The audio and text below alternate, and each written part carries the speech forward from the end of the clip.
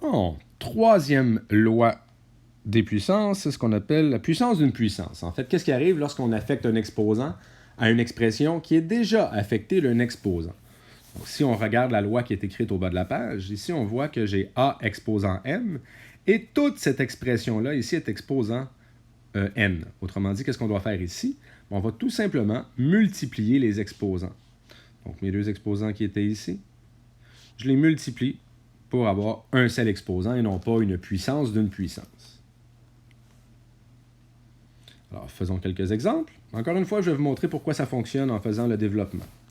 Donc, première des choses, si j'applique la loi telle quelle, si j'ai 7 exposant 3 exposant 4, ça va me donner 7 à la 3 fois 4, qui va donc me donner 7 à la 12. Maintenant, on va le faire au long pour vraiment que vous voyez pourquoi est-ce que ça fonctionne. Donc, ici, j'ai commencé par écrire mon 7 à la 3. Donc, 7 à la 3, c'est 7 fois 7 fois 7. Mais il est là 4 fois. Fait qu'il faut que je répète le 7 fois 7 fois 7 4 fois.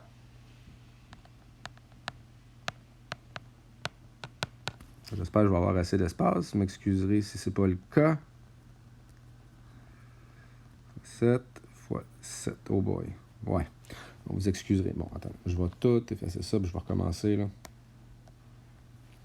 Donc, c'est égal à 7 fois 7 fois 7. Et là, je le fais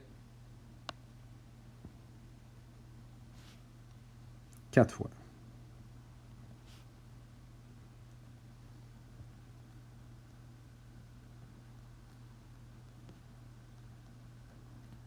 Je vais même mettre entre parenthèses chaque groupe de 3 7. Pour que vous voyez vraiment que c'est 7 à la 3. Oups. Que j'ai multiplié par lui-même 4 fois. Ah.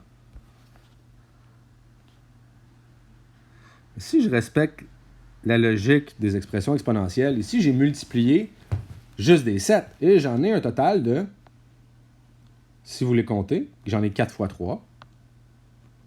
Donc, j'en ai 12. D'où l'exposant 12. Bon, allons faire tous les exemples. Donc ici, j'ai 9 exposant moins 2, tout ça exposant moins 4. Je vais donc faire 9 exposant moins 2 multiplié par moins 4. Étant donné que j'ai deux nombres négatifs, ça me donne un nombre positif. 2 fois 4, ça donne 8. Je vais donc avoir 9 exposant 8. Et là, je n'irai pas écrire le résultat. Là. Vous avez une calculatrice, vous êtes capable de le pitonner. Honnêtement, je ne le connais pas par cœur.